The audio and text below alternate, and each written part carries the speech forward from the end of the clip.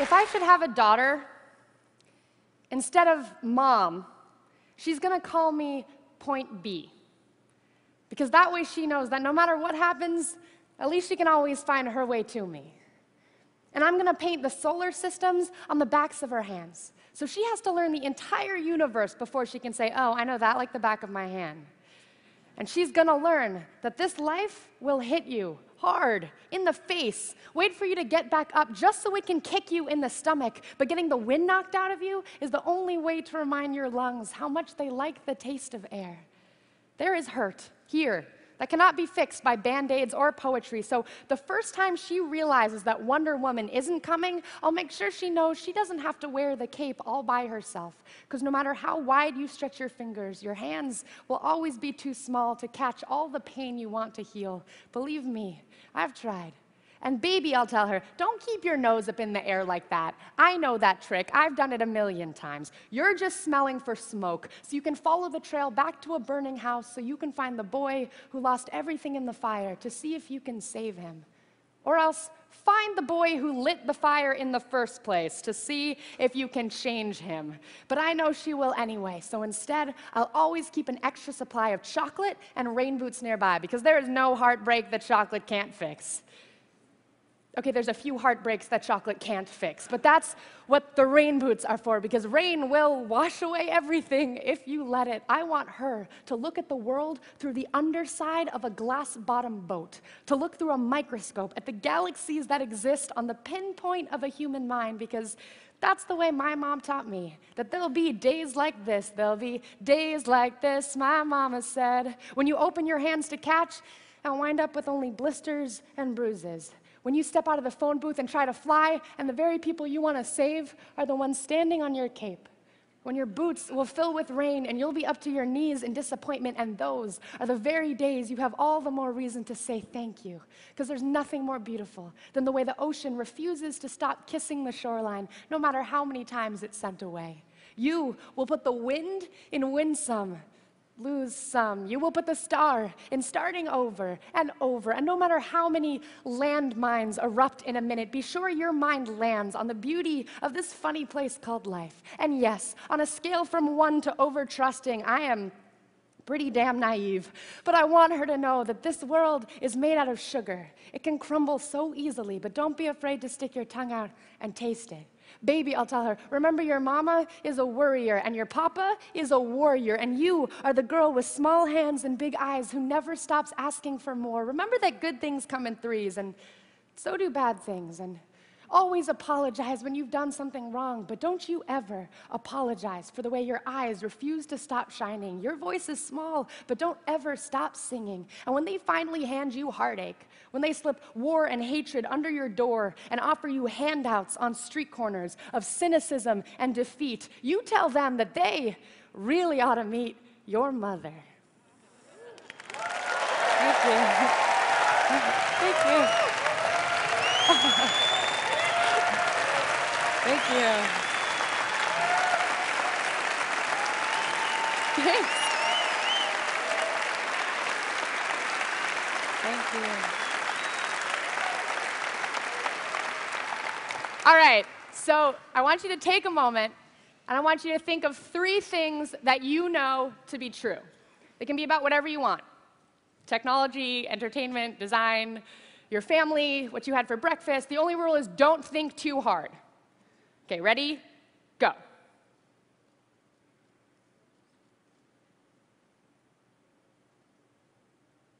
Okay, so here are 3 things I know to be true. I know that Jean-Luc Godard was right when he said that a good story has a beginning, a middle, and an end, although not necessarily in that order. I know that I am incredibly nervous and excited to be up here, which is greatly inhibiting my ability to keep it cool.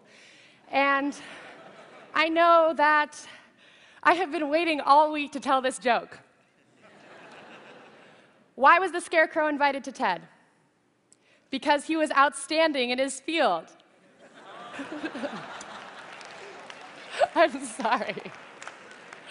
Okay, so these are 3 things I know to be true. But there are plenty of things that I have trouble understanding. So I write poems to figure things out. Sometimes the only way I know how to work through something is by writing a poem. And sometimes I get to the end of the poem and look back and go, oh, that's what this is all about. And sometimes I get to the end of the poem and haven't solved anything, but at least I have a new poem out of it. Spoken word poetry is the art of performance poetry. I tell people it involves creating poetry that doesn't just want to sit on paper, that something about it demands it be heard out loud or witnessed in person. When I was a freshman in high school, I was a live wire of nervous hormones. And I was underdeveloped and overexcitable, and despite my fear of ever being looked at for too long, I was fascinated by the idea of spoken word poetry. I felt that my 2 secret loves, poetry and theater, had come together and had a baby I needed to get to know. So I decided to give it a try. My first spoken word poem, packed with all the wisdom of a 14-year-old, was about the injustice of being seen as unfeminine. The poem was very indignant and mainly exaggerated, but the only spoken word poetry that I had seen up until that point was mainly indignant, so I thought that that's what was expected of me. The first time that I performed, the audience of teenagers hooted and hollered their sympathy, and when I came off stage, I was shaking. I felt this tap on my shoulder, and I turned around to see this giant girl in a hoodie sweatshirt emerge from the crowd. She was maybe 8 feet tall and looked like she could beat me up with one hand, but instead she just nodded at me and said, "Hey, I really felt that, thanks." And lightning struck. I was hooked. I discovered this bar on Manhattan's Lower East Side that hosted a weekly poetry open mic, and my bewildered but supportive parents took me to soak in every ounce of spoken word that I could. I was the youngest person there by at least a decade, but somehow the poets at the Bowery Poetry Club didn't seem bothered by the 14-year-old wandering about. In fact, they welcomed me. And it was here, listening to these poets share their stories, that I learned that spoken word poetry didn't have to be indignant. It could be fun or painful or serious or silly. The Bowery Poetry Club became my classroom and my home, and the poets who performed encouraged me to share my stories as well. Never mind the fact that I was 14, they told me, write about being 14. So I did, and stood amazed every week when these brilliant, grown-up poets laughed with me and groaned their sympathy and clapped and told me, hey, I really felt that too. Now, I can divide my spoken word journey into 3 steps. Step 1 was the moment I said, I can do this. And that was thanks to a girl in a hoodie.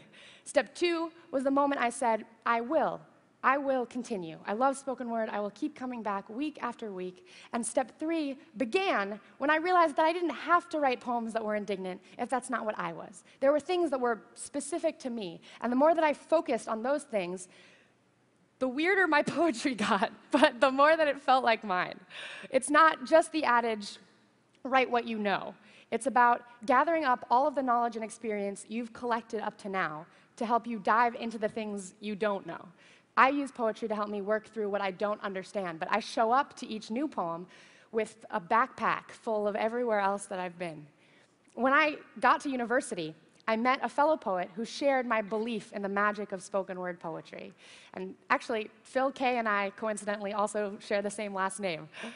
When I was in high school, I had created Project Voice as a way to encourage my friends to do spoken word with me. But Phil and I decided to reinvent Project Voice, this time changing the mission to using spoken word poetry as a way to entertain, educate, and inspire. We stayed full-time students, but in between we traveled, performing and teaching 9-year-olds to MFA candidates from California to Indiana to India to a public high school just up the street from campus. And we saw over and over the way that spoken word poetry cracks open locks. But turns out sometimes poetry can be really scary. Turns out sometimes you have to trick teenagers into writing poetry. So I came up with lists. Everyone can write lists. And the first list that I assign is 10 things I know to be true. And here's what happens. And here's what you would discover, too, if we all started sharing our lists out loud. At a certain point, you would realize that someone has the exact same thing or one thing very similar to something on your list. And then someone else has something the complete opposite of yours. Third, someone has something you've never even heard of before. And fourth, someone has something you thought you knew everything about, but they're introducing a new angle of looking at it. And I tell people that this is where great stories start from, these four intersections of what you're passionate about and what others might be invested in. And most people respond really well to this exercise. But one of my students, a freshman named Charlotte, was not convinced. Charlotte was very good at writing lists, but she refused to write any poems. Miss, she'd say, I'm just not interesting. I don't have anything interesting to say. So I assigned her list after list, and one day I assigned the list 10 things I should have learned by now. Number 3 on Charlotte's list was, I should have learned not to crush on guys 3 times my age. I asked her what that meant, and she said, Miss, it's kind of a long story. And I said, Charlotte, it sounds pretty interesting to me. So she wrote her first poem, a love poem, unlike any I had ever heard before, and the poem began, Anderson Cooper is a gorgeous man. Did you see him on 60 Minutes racing Michael Phelps in a pool? Nothing but swim trunks on, diving in the water, determined to beat this swimming champion. After the race, he tossed his wet, cloud-white hair and said, you're a god. No, Anderson, you're the god.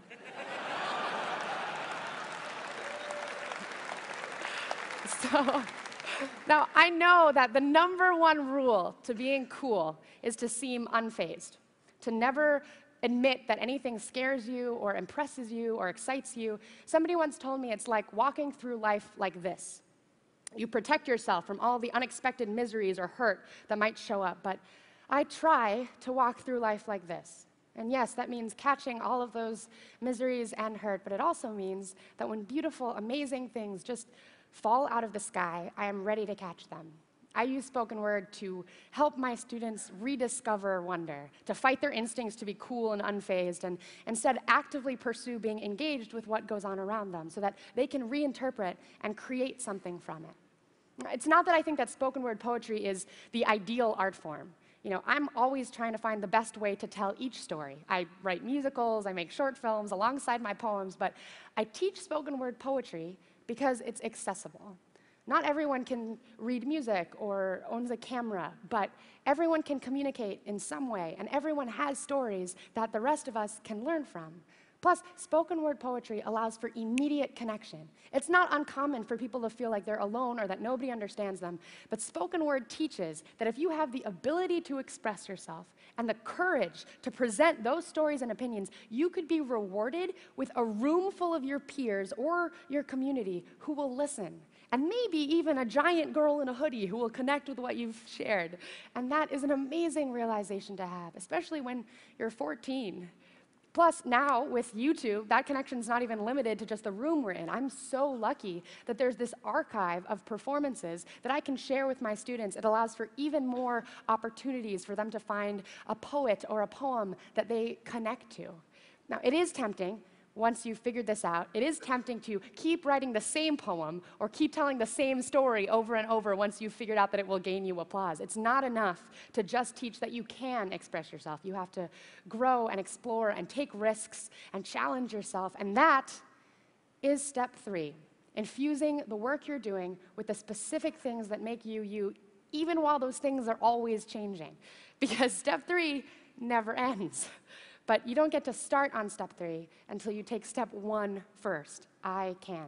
I travel a lot while I'm teaching, and I don't always get to watch all of my students reach their step 3, but I was very lucky with Charlotte that I got to watch her journey unfold the way it did. I watched her realize that by putting the things she knows to be true into the work she's doing, she can create poems that only Charlotte could write about eyeballs and elevators and Dora the Explorer, and I'm trying to tell stories only I can tell. Like this story. I spent a lot of time thinking about the best way to tell this story, and I wondered if the best way was going to be a PowerPoint or a short film, and where exactly was the beginning or the middle or the end. And I wondered whether I'd get to the end of this talk and finally have figured it all out, or not. And I always thought that my beginning was at the Bowery Poetry Club, but it's possible that it was much earlier. In preparing for TED, I discovered this diary page in an old journal. I think December 54th was probably supposed to be 24th. It's clear that when I was a child, I definitely walked through life like this. I think that we all did. I would like to help others rediscover that wonder, to want to engage with it, to want to learn, to want to share what they learned, what they've figured out to be true, and what they're still figuring out. So I'd like to close with this poem. When they bombed Hiroshima, the explosion formed a mini supernova. So every living animal, human, or plant that received direct contact with the rays from that sun was instantly turned to ash. And what was left of the city soon followed. The long-lasting damage of nuclear radiation caused an entire city and its population to turn into powder. When I was born, my mom says, I looked around the whole hospital room with a stare that said, this? Pfft, I've done this before. She says I have old eyes. When my grandpa Genji died, I was only 5 years old, but I took my mom by the hand and told her, don't worry, he'll come back as a baby. And yet for someone who's apparently done this already, I still haven't figured anything out yet. My knees still buckle every time I get on a stage. My self-confidence can be measured out in teaspoons, mixed into my poetry, and it still always tastes funny in my mouth. But in Hiroshima, some people were wiped clean away, leaving only a wristwatch or a diary page. So no matter that I have inhibitions to fill all my pockets, I keep trying, hoping that one day I'll write a poem I can be proud to let sit in a museum exhibit as the only proof I existed. My parents named me Sarah, which is a biblical name. In the original story, God told Sarah that she could do something impossible, and she laughed. Because the first Sarah, she didn't know what to do with impossible, and me, well, neither do I. But I see the impossible every day. Impossible is trying to connect in this world, trying to hold on to others while things are blowing up around you, knowing that while you're speaking, they aren't just waiting for their turn to talk. They hear you. They feel exactly what you feel at the same time that you feel it. It's what I strive for. Every time I open my mouth, that impossible connection. There's this piece of wall in Hiroshima that was completely burnt black by the radiation. But on the front step, a person who was sitting there blocked the rays from hitting the stone. The only thing left now is a permanent shadow of positive light. After the A-bomb, specialists said it would take 75 years for the radiation-damaged soil of Hiroshima City to ever grow anything again. But that spring, there were new buds popping up from the earth. When I meet you, in that moment, I'm no longer a part of your future. I start quickly becoming part of your past. But in that instant, I get to share your present, and you get to share mine. And that is the greatest present of all. So if you tell me I can do the impossible, I'll probably laugh at you. I don't know if I can change the world yet, because I don't know that much about it, and I don't know that much about reincarnation either. But if you make me laugh hard enough, sometimes I forget what century I'm in. This isn't my first time here. This isn't my last time here. These aren't the last words I'll share. But just in case, I'm trying my hardest to get it right this time around. Thank you. Thank you. Thank you. Thank you.